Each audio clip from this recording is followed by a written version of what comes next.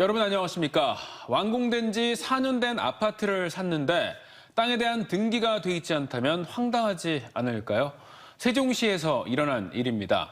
국책도시인 세종시 전체가 LH가 땅을 일괄 매입해 되파는 구조다 보니 공동주택에 새 지번을 부여하는 기간이 다른 신도시에 비해 2배 이상 걸리면서 생기는 문제입니다. 대지권이 없는 아파트를 놓고 법적 분쟁이 벌어지는 등 잡음이 계속되고 있지만 공무원들은 강 건너 불구경입니다. 김세범 기자의 단독 보도입니다. 최근 세종시 사생활권에 지은 지 4년 된 아파트를 매입한 권모 씨.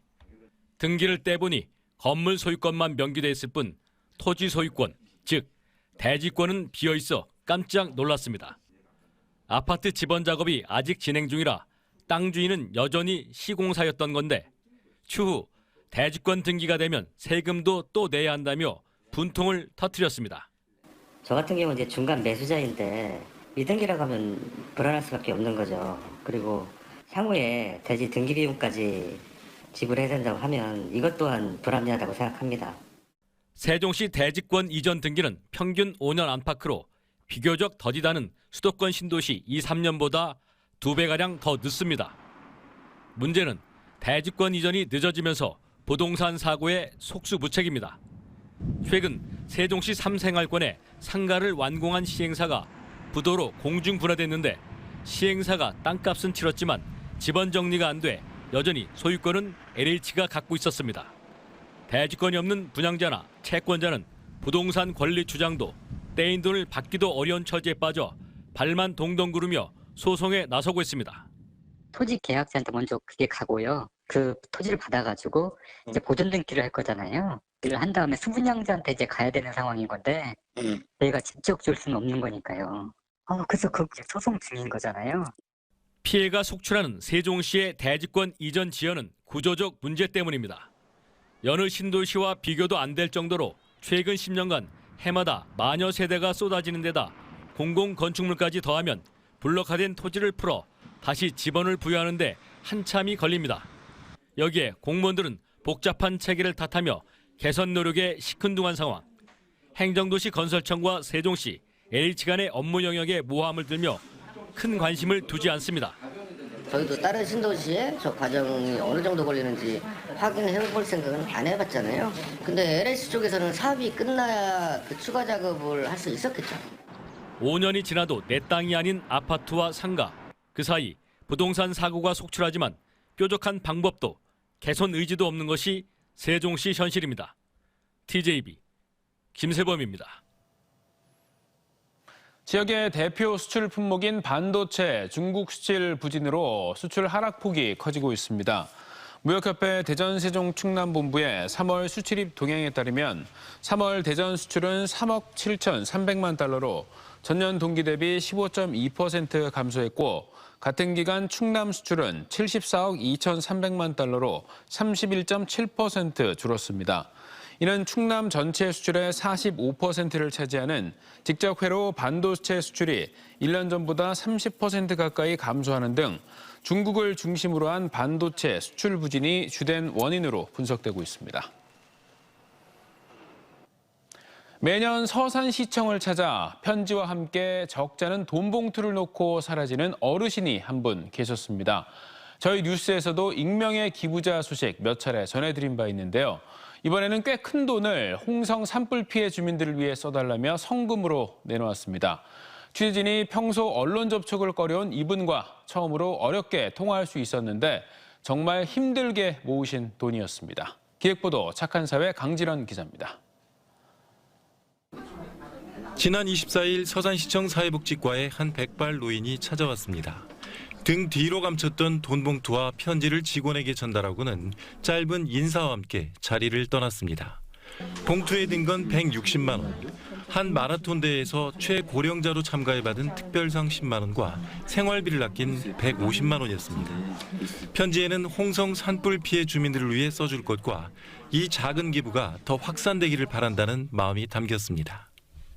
본인도 상황이 넉넉지 않은데 산불 피해민의 어려움을 외면할 수 없어서 같이 모금 활동에 동참해 주셨으면 하는 뜻을 밝히셨어요. 알고 보니 노인의 기부는 처음이 아니었습니다. 지난해 3월 울진 대형 산불 때는 피해민을 위로하는 손편지와 함께 1,024만 원을 서산시에 기탁했습니다. 또 2020년과 2021년 코로나19 팬데믹 당시 취약계층에 각각 198만 원과 150만 원을 내는 등 익명의 기부는 10여 차례에 달했습니다. 지금까지 알려진 건 노인이 84세이며 컨테이너에 혼자 살고 요양보호사로 일하면서 급여를 한 푼 두 푼 모아 기부해 왔다는 겁니다. 노인이 신원 노출이나 만남을 극국거려 어렵게 이루어진 통화에서 그는 사업 실패로 한때 극단적인 선택까지 생각했지만 주위 도움에 용기를 얻었다면서 힘든 삶에서의 기부 배경을 설명했습니다.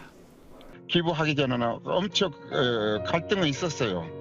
기부를 해가지고 내가 움켜쥐어야 되겠다 이런 생각도 많이 했는데 기부를 하고 돌아서는 순간부터 너무 기분 좋고 그렇습니다.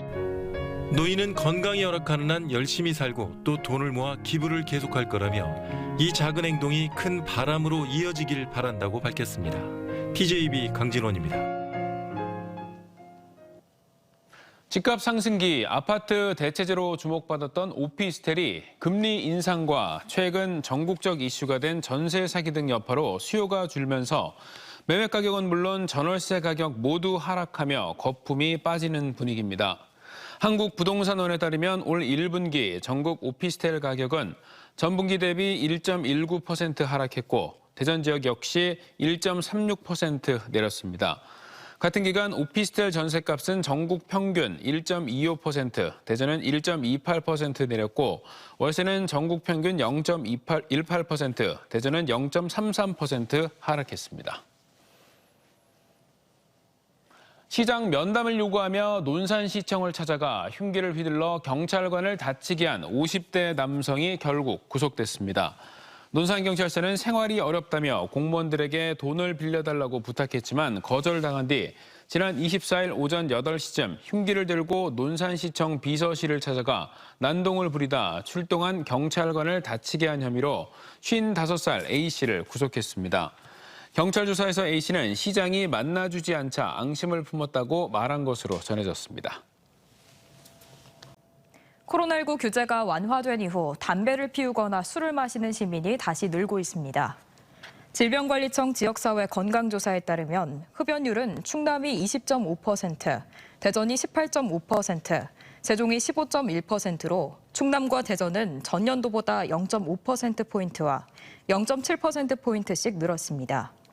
월 1회 이상 음주율은 충남이 57.9%, 대전이 57.2%, 세종 58.1%로 전년도보다 5%포인트, 특히 세종은 10%포인트가량 늘었습니다. 체질량 지수 25% 이상인 비만율은 충남이 32.9%로 나타났고 대전은 28.5%, 세종 27.7%로 전국 평균 32.5%보다 낮았는데 상대적으로 평균 연령이 젊기 때문인 것으로 분석됩니다.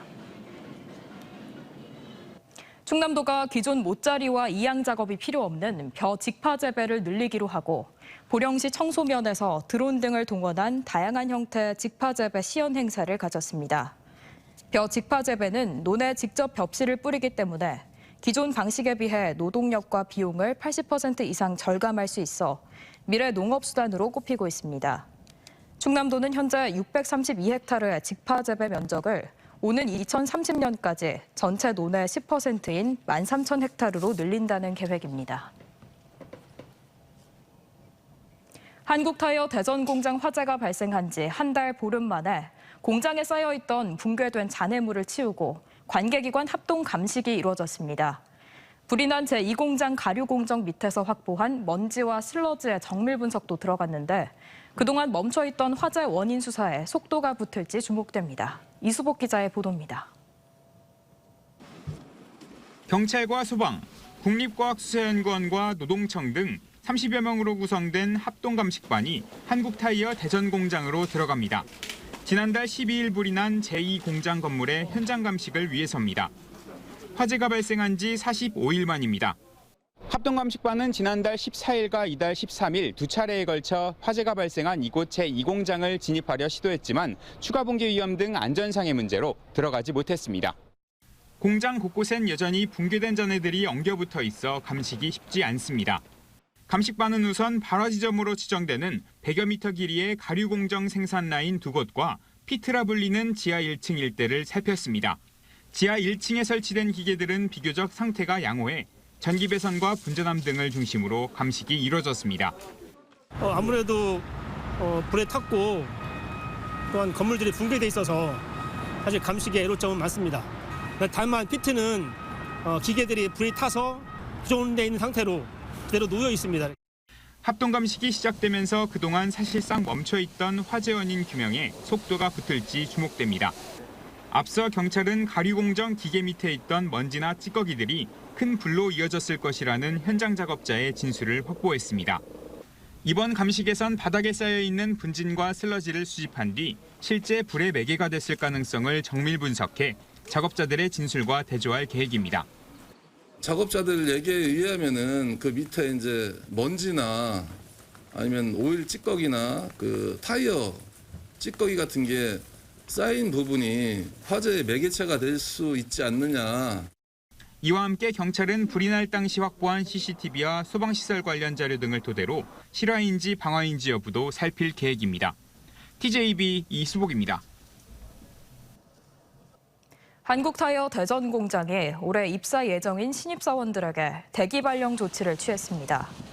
한국타이어는 불이 나며 피해를 본 2공장과 3공장의 경우 정상 가동이 불투명해지면서 인턴 교육을 마치고 곧 배치될 예정이었던 신입사원 20여 명에게 대기 발령 동의서를 받아 인력 투입을 보류하기로 했습니다. 다만 가동 재개를 위한 준비 작업을 하고 있는 1공장 신입사원들은 대상에 포함되지 않았습니다.